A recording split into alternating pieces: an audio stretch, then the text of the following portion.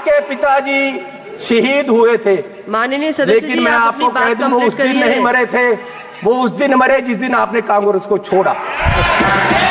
अगर सारे पंजाब से सबसे अमीर आदमी ये ना हो और सबसे करप्ट ना हो, मैं अपना नाम बदल दूंगा। मैं बस एक बात करके बोलिए बोलिए माननीय चेयरमैन जी, कोई बात नहीं, बैठ जाओ जी, बैठ जाओ जी, बैठ जाओ। बिट्टू जी, आपके पिताजी शहीद हुए थे, माननीय सदस्य लेकिन जी, मैं आप अपनी आपको कह बात दूं वो उस कंप्लीट दिन नहीं करिए। मरे थे, वो उस दिन मरे जिस दिन आपने कांग्रेस को छोड़ा।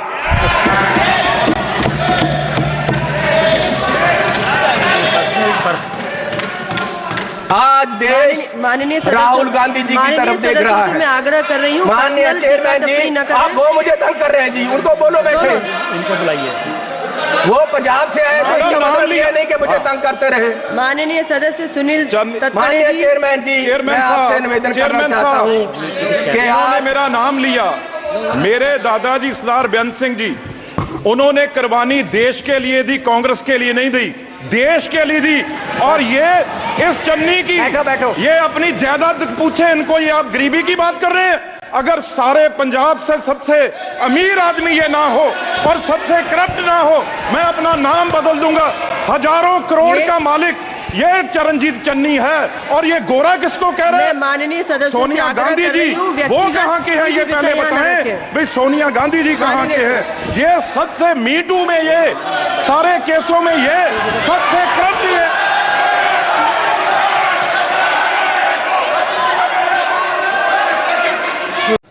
शून्यकाल समाप्त। नियम 377 के अधीन मामलों को सभा पटल पर रखने हेतु माननीय सदस्यगण, नियम 377 के अधीन मामलों को सभा पटल पर रखा जाएगा। जिन सदस्यों को नियम 377 के अधीन मामलों को आज उठाने की अनुमति दी गई है और जो उन्हें सभा पटल पर रखने के इच्छुक हैं, वे 20 मिनट के भीतर मामले को पीठ व्यक्तिगत रूप से सभा पटल पर भेजें। केवल उन्हीं मामलों को सभा पटल पर रखा माना जाएगा जिनके लिए मामले का पाठ निर्धारित समय के भीतर सभा पटल पर प्राप्त हो गया हो। शेष को व्यक्तत्व माना जाएगा। बजट पर चर्चा। माननीय श्री चरण सिंह चन्नी जी,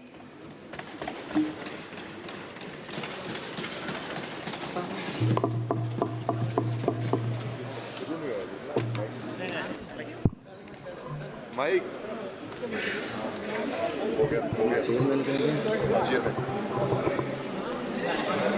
देश सेवा बर मोहे हैं, शुभ कर्मन ते कब हूँ ना डरूं और सो जब जाए लरूं, निश्चय कर अपनी जीत करूं। माननीय चेयरमैन, मुझे लगता है कि जो ये सरकार वाले हैं 10 साल राज करके एग्जॉस्ट हो गए और अब इनके पास कोई आइडिया नहीं बचा है और कोई सिंसियरिटी भी नहीं है। कितनी महत्वपूर्ण चर्चा देश के बजट पे हो रही है और जब से चर्चा शुरू हुई है मैं देख रहा हूं ना प्रधानमंत्री जी, ना होम मिनिस्टर, ना फाइनेंस मिनिस्टर। आप उस तरफ देखो, उस तरफ देखो, वो खाली कुर्सियों को देखो, ये खाली कुर्सियों को देखो। मंत्री जी बैठे हुए चिराग पासवान, ये खाली कुर्सियों को देखो, सदस्यगण मंत्री बैठे हुए हैं, ये उनका इंतजार कर रही है कि कहाँ है हमारा फाइनेंस मिनिस्टर।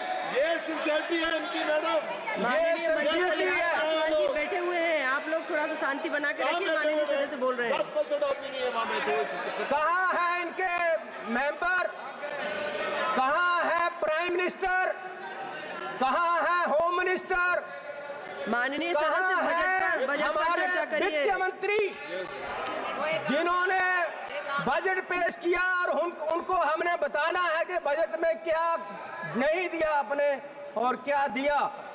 ये सिंसियरिटी है। देश पूछ रहा है, हमारे सब लोग पूछ रहे हैं कि आपकी सरकार की सिंसियरिटी क्या है। स्पीकर साहब, माननीय चेयरमैन जी, मैं जब जीत कर आया सबसे पहले मैंने माननीय श्री अंबेडकर साहब की मूर्ति पे नमन करना चाहा। मैं वहां गया तो वहां मूर्ति नहीं है, वहां से उठाकर पीछे कर दी गई कहीं। लेकिन ये लोग समझ लें कि ये मूर्ति पीछे कर सकते हैं अंबेडकर साहब की, उनकी सोच पीछे नहीं कर सकते, ये उनकी सोच को मार नहीं सकते और उनको इस संविधान जो उन्होंने दिया है उसको बदल नहीं सकते। लोगों ने बता दिया इनको कि आप संविधान नहीं बदल सकते, पूरी मेजॉरिटी नहीं दी इसीलिए इनको। और इसलिए मैं ऐसा चाहूं राज में जहां मिले सभी को अन्न, छोट बड़ो सब सम बसे, रविदास रहे प्रसन्न। माननीय चेयरमैन जी, 22 तारीख को बजट पेश हुआ। मुझे बड़ी खुशी थी कि बजट में जा रहे हैं, पहली बार आया हूं सदन में। जलंधर के लोगों का धन्यवाद है जिन्होंने मुझे यहां खड़ा किया ले आकर, उन वोटरों का धन्यवाद है। मैं नए कपड़े डालकर आया कि बहुत कुछ मिलेगा आज देश में देखने को, बताने को। पंजाब में जाकर मैं और सारे एमपी हमारे प्रेस कॉन्फ्रेंस करेंगे कि देखो क्या क्या मिला, नए कपड़े मेले जैसे आया मैं। लेकिन यहाँ आकर खोदा पहाड़, लिकड़ा चूहा भी नहीं, कुछ नहीं मिला हमें। पूरा मतरई माँ वाला सलूक किया गया हमारे साथ, फेयर डिस्ट्रीब्यूशन ऑफ फंड्स नहीं हुआ। ये सरकार हर नागरिक को बराबर नहीं देख रही है। चश्मा राजनीति वाला लगाया हुआ है, राजनीतिक चश्मे से देखा गया है। अपनी सरकार बचाने का फिक्र है, कुर्सी को पकड़े हुए हैं। और ये बजट देश बचाने वाला नहीं है, सिर्फ अपनी सरकार बचाने वाला है। पंजाब में जो बाढ़ आई इनको दिखी नहीं। गरीब लोग जो मनरेगा में काम करते हैं, जिनको कांग्रेस की सरकार, मनमोहन सिंह जी सरकार ने गारंटी दी थी 100 दिन की, ये 100 से 101 भी नहीं कर सके, 200 नहीं कर सके। ये उनकी 400 दिहाड़ी, उनका जो वेज है वो बढ़ा नहीं सके। गरीब की कोई सुनवाई नहीं। इस बजट में पंजाब के लिए कुछ नहीं दिया गया। जलंधर इंडस्ट्री पंजाब की डूब रही है। जलंधर में लेदर इंडस्ट्री है, जलंधर में स्पोर्ट्स इंडस्ट्री है, वो डूब रही है। कुछ उसके लिए नहीं किया। हेल्थ के लिए कोई हॉस्पिटल नहीं दिया। स्मार्ट सिटी जलंधर डिक्लेयर किया हुआ है, वहाँ पानी गंदा आ रहा है, सड़कें खराब हैं। रेलवेज अंडरब्रिज की बात नहीं की। नशा, अभी राजा बड़िंग जी ने बोला नशा इतना फैल गया पंजाब में, लेकिन सुनवाई कोई नहीं। आदमपुर एयरपोर्ट का इन्होंने कहा था नाम, माननीय प्रधानमंत्री जी ने कहा था कि उसका नाम गुरु रविदास जी के नाम से रखेंगे, लेकिन आज तक नहीं। मैं वो भी मांग करता हूँ। बहुत शोर सुनते थे पहलू में दिल का, जब चीरा तो एक कतराए खून ना निकला। माननीय चेयरमैन जी, 24-25 के जो बजट में एस्टीमेट दिए गए हैं उसमें 32 लाख करोड़ रुपए की आमदन दिखाई गई है और 48 लाख करोड़ रुपए का खर्चा दिखाया गया है। 16 लाख करोड़ का घाटा है आमदन और खर्च में। जिस घर का 16 लाख करोड़ का घाटा होगा एक साल में, उसकी बर्बादी तय है और ये बीजेपी वाले तय कर रहे हैं। और मैं 14 लाख करोड़ इस साल कर्जा लेने की बात की गई है, 14 लाख करोड़।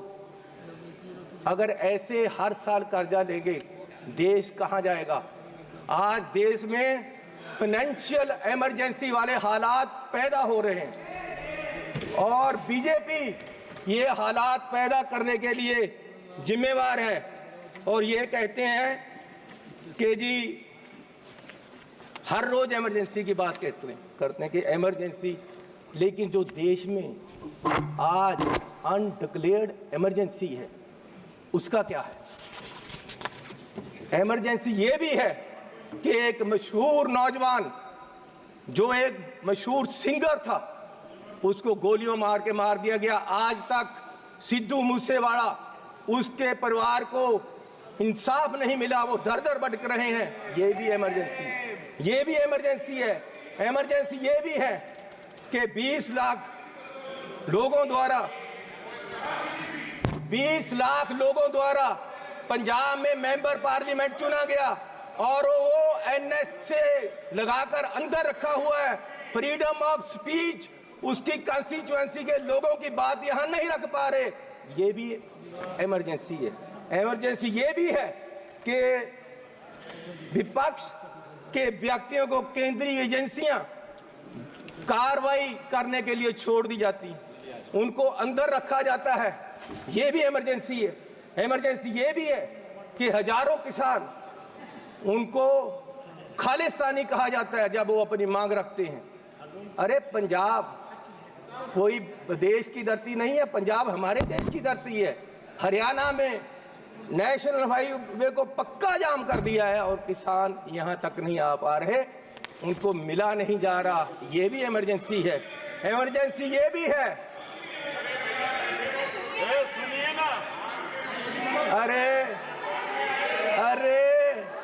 अरे फीलिंग ले लो। गद्दारी का मूल्य मिला है आपको, इसकी फीलिंग ले लो, अच्छा लग रहा है।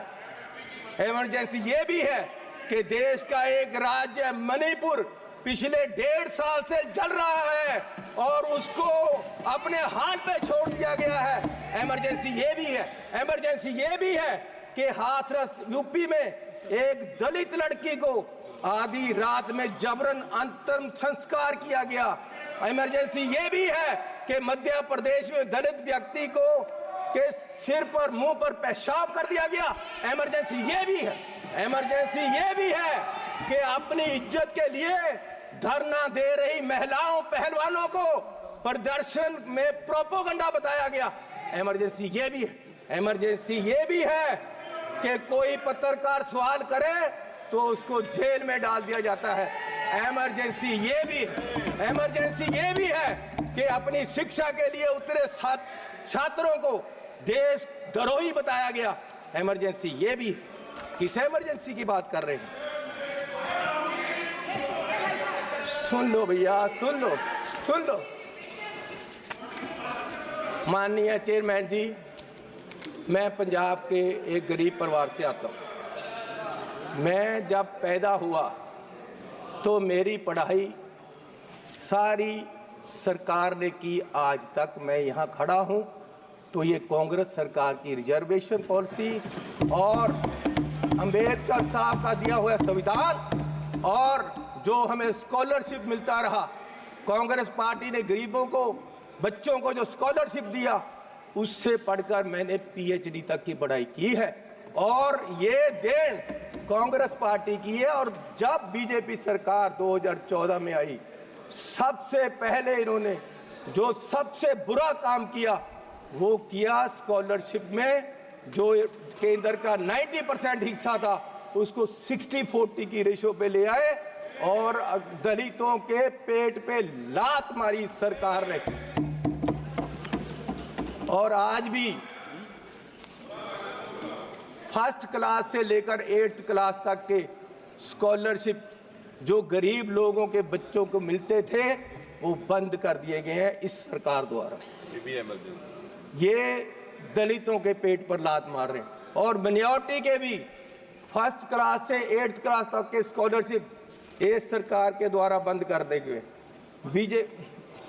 जब ये सरकार बनी 2014 में तो प्रधानमंत्री जी ने 2 मापदंड देश के सामने देश की इकोनॉमी को देखने के लिए रखे। एक रखा डॉलर की कीमत, दूसरा रखा पेट्रोल और डीजल की कीमत। और मैं आपको माननीय चेयरमैन जी ये बताना चाहता हूं कि पिछले 10 साल में डॉलर की कीमत 25 रुपये बढ़ गई है। 10 साल में और हमारे माननीय प्रधानमंत्री मनमोहन सिंह जी और कांग्रेस की सरकार में ये सिर्फ 13 रुपये बढ़ी थी, डबल बढ़ी है इस सरकार में।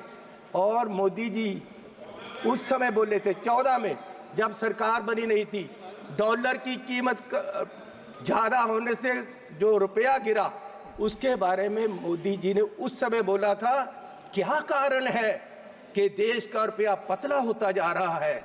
ये जवाब देना होगा आपको, देश जवाब मांग रहा है, समझ नहीं आ रहा प्रधानमंत्री जी गिर रहे हैं या रुपया गिर रहा है।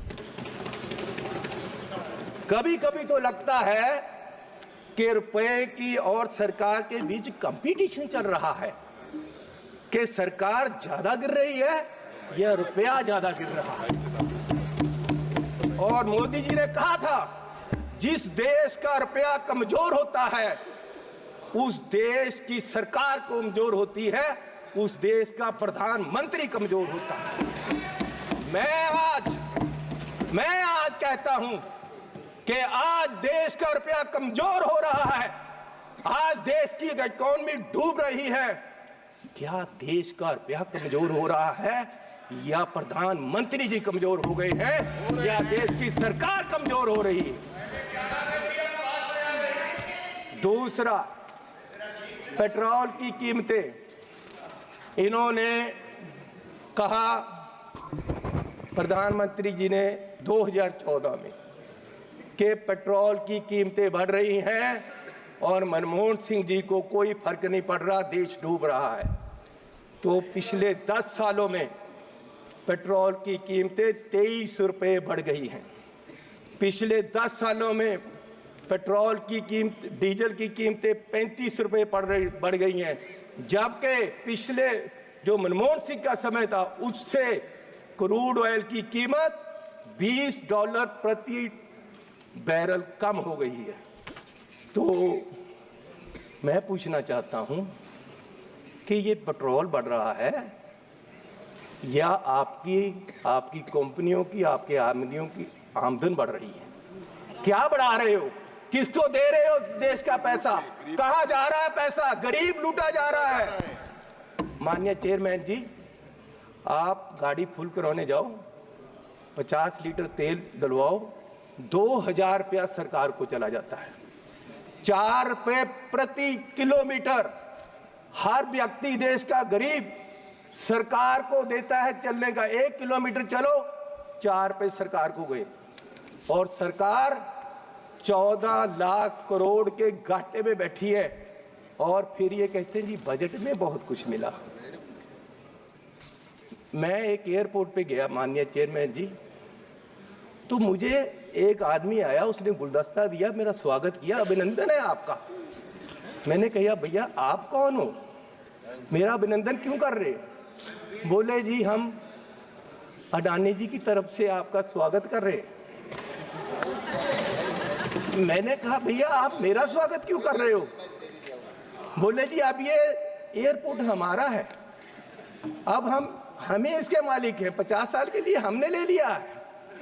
तो मैंने कहा यार चलो ठीक है, आपने ले लिया, आपका धन्यवाद। मैं जहाज में चला गया, जहाज में गया, वहां फिर मुझे बुक्के मिला। वो कहते जी आपका स्वागत है, हम कंपनी की तरफ से कर रहे। मैंने कहा यार इंडियन एयरलाइन का जहाज है, आप क्या कर रहे हो, आप कौन हो? बोले जी ये जहाज अब हमारी कंपनी का है, ये मोदी जी ने हमें बेच दिया है। तो मैं पूछना चाहता हूं कि क्या क्या बेचोगे, कितना बेचोगे देश को? मैं 7 एयरपोर्ट पे गया, जिनमें लखनऊ, अहमदाबाद, मैंगलोर, जयपुर, गुवाहाटी, त्रिवेंद्रम, मुंबई, ये 7 के 7 एयरपोर्ट अडानी जी की है। 50 साल के लिए उनको दे दिए गए हैं। उनका जो पुत्र है उसकी शादी में गिफ्ट कर दिए गए हैं, और हजारों करोड़ रुपए शादी पे लगा। मेरे लड़के की शादी गुरुद्वारा में हुई। सुनो सुनो सुनो माननीय चेयरमैन जी, मेरे लड़के की शादी गुरुद्वारे में हुई। आज तक पुलिस पूछ रही है कि लंगर में क्या क्या पका था, दाल कितनी लगी थी और जो लंगर बनाने वाला उसको कितने पैसे दिए गए। आज तक 2 साल से पुलिस पूछ रही है मुझे, और इस शादी में हजारों करोड़ रुपया लगा है और प्रधान जी बुक्के लेकर जा रहे हैं, प्रधानमंत्री जी, और उनका स्वागत कर रहे हैं। गरीब को लूटा जा रहा है, गरीब के पास खाने के लिए पैसा नहीं है और प्रधानमंत्री जी वहां बुक्के लेकर हजारों करोड़ की शादी में जा रहे। कोई बात नहीं, क्या क्या बेचोगे? सारे एयरपोर्ट, जहाज बेच दिए। आप देश की संपत्ति के कस्टोडियन हो, मालिक नहीं हो। आप इसको बेचने की गलती मत करो, देश बर्बाद करने की मत करो। आप अपने आप को स्टेट्समैन बोलते हो, आप अपने आप को देश के बहुत बड़े खैर ख्वाह बोलते हो और देश को बेच रहे हो। गरीब आदमी कहां जाएगा एक दिन? प्रधान सेवक जो हार समझकर पहना था, गला अपना सजाने को, वो नाग बनकर बैठे हैं गला काट खाने को। माननीय चेयरमैन जी, ईस्ट इंडिया कंपनी आई, उन्होंने पहले व्यापार पे कब्जा किया, ईस्ट इंडिया कंपनी ने, और व्यापार के माध्यम से देश की सतह पे कब्जा कर लिया। इनमें और अंग्रेजों में कोई फर्क नहीं, सिर्फ कलर का फर्क है। ये भी पहले सतह पे काबज हुए और फिर सतह के माध्यम से आज ये देश की राजनीति के माध्यम से पूरे देश के व्यापार पे अपने आदमियों का कब्जा करा रहे हैं। सदस्य कंप्लीट और करें।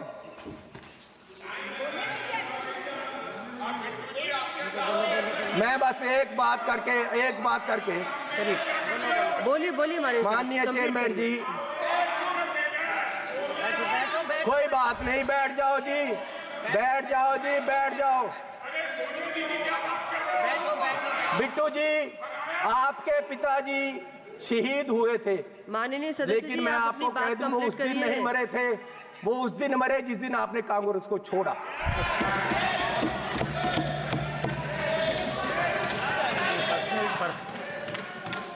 आज देश माननीय सदस्य- राहुल गांधी जी की माननीय तरफ देख सदस्य रहा से मैं है। आग्रह कर रही हूँ, माननीय पर्सनल चेयरमैन टिप्पणी जी, न करें। आप वो मुझे तंग कर रहे हैं जी, उनको बोलो बैठे। इनको बुलाइए। वो पंजाब से आए थे, इसका मतलब ये नहीं कि मुझे तंग करते रहे। माननीय सदस्य सुनील तत्पड़े माननीय जी, चेयरमैन जी, मैं आपसे निवेदन करना चाहता हूँ कि इन्होंने आप मेरा नाम लिया। मेरे दादाजी सरदार बेअंत सिंह जी, उन्होंने कुर्बानी देश के लिए दी, कांग्रेस के लिए नहीं दी, देश के लिए दी। और ये इस चन्नी की बैठो। ये अपनी जायदाद पूछे इनको, ये आप गरीबी की बात कर रहे हैं? अगर सारे पंजाब से सबसे अमीर आदमी ये ना हो और सबसे करप्ट ना हो, मैं अपना नाम बदल दूंगा। हजारों करोड़ का मालिक ये चरणजीत चन्नी है। और ये गोरा किसको कह रहे मैं हैं? माननीय सदस्य से सोनिया आग्रह गांधी कर जी, रही हूँ, वो व्यक्तिगत कहाँ के हैं ये कोई पहले विषय यहाँ न बताएं। रखें। भाई सोनिया गांधी जी कहाँ के हैं? ये सबसे मीटू में, ये सारे केसों में ये सबसे करप्ट है।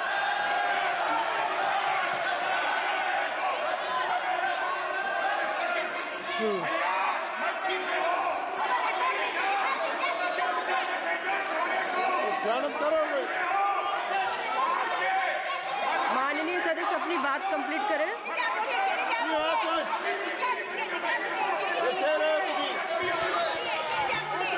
मैं बोलूंगा। माननीय चेयरमैन जी, आपका धन्यवाद। माननीय चेयरमैन जी, बैठो राजा। अरे बोलूंगा। उसको बिठाओ, अपने आदमी बिठाओ। माननीय चेयरमैन जी, मैं लास्ट बात करके बैठ जाना है और मैं सिर्फ ये बात करना चाहता हूं कि आज, अरे सुनो भैया,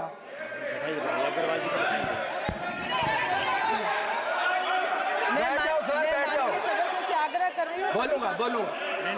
माननीय chairman ji, Madam, what is going on? Madam, ये क्या हो रहा है? उनको बोलने को मैं माननीय सदस्य से आग्रह कर रही हूँ, आप सब अपने अपने स्थान पर बैठे। मैडम 2 बजे तक उठाइए, 2 बजे तक। सभा की कार्यवाही 2 बजे तक स्थगित की जाती है।